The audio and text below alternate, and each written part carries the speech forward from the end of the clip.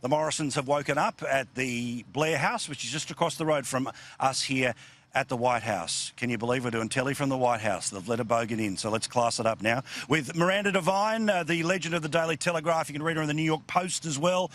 Welcome to the White House. Hi, isn't it fantastic? Gorgeous morning, very crisp and cool. Now, you were here last night for the preview. Yeah. Tell us about all the details. What's going to happen at the state dinner?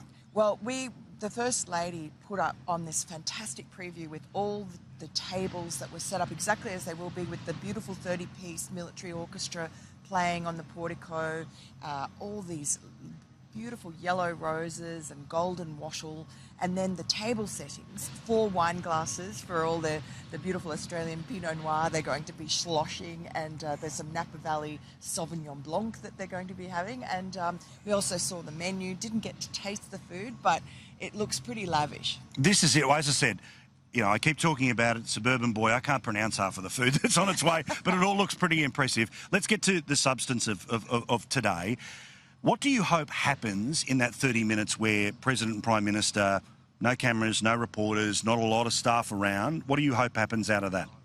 Well, I think you can see Scott Morrison's telegraphed what he wants. He wants America to say that the alliance is strong, that America appreciates everything that we have done for it being, you know, in every single battle that they've had. We've been in Iran helping them keep the Straits of Hormuz clear, and North Korea we've been very helpful. And so I think what he's hoping is that America pledges to us that the alliance will be stronger, and that they, particularly militarily, that they will look after us. Yeah, it's that thing where I think also people need to understand too, and you're here all the way through the election, like you're going to be the Aussie expert. You already are on these things, but the personal relationship between these two is built on a whole collection of things. There's a lot of familiarities in their elections, in their philosophies. What do you think are some of the bridges between the people? Because interpersonal relationships matter to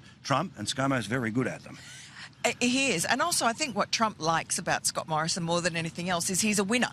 So he won the unwinnable election, and immediately Trump was out of the blocks with the first tweet saying, "Great win," in capital letters, calling him Scott. And then if you remember at the G7, Trump singled out Scott Morrison among all the world leaders and said he was fantastic, and that Australia and America are, you know, tremendous allies. So I think that therefore in Scott Morrison's speech that he's going to give in about an hour or so, I think people at home might cringe a little bit, because he says America is great, but it's very cleverly tailored towards a president who says, I'm making America great, I've made America great, and he'll love it. Donald Trump will absolutely love Scott Morrison's speech. Well, also, let's engage with kind of an elephant in the room about this, right? Which is, there'll be people watching us right now who'll be hating on the idea of, oh, look at these two firing up, pretending, you know, that ScoMo and Trump is you know, big, colossal, historic thing. Well, hang on. Relationships between Australian Prime Ministers and Presidents have been through all different versions, right? When it was Obama and Gillard, we all cheered on. When it's Howard and Bush, you know, I had my issues, but you cheer on that connection.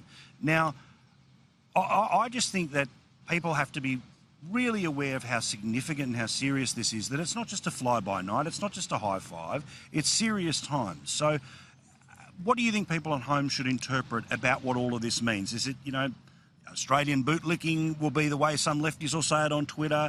It'll be, you know, paying lip service to some here in America. But how do you view this? Look, you could say it the other way, American bootlicking to Australia, because this is having a state dinner is pretty much the greatest honour that the US president can bestow on a leader of a foreign country. And the only other country that's had that honour in the Trump presidency has been Emmanuel Macron from France. And that was back in, you know, in last year, and I think that our menu, it looks better than Macron's menu, actually. I do too. You always do it the better second time around. Yeah. Maybe not with marriages, or maybe if you do, but certainly maybe with state dinners. Finally here, of all of the moments that you're going to get to experience, you've been a reporter who's done it all. You're the gold standard. What are you most looking forward to personally about what you'll experience on the behalf of people for the Telegraph?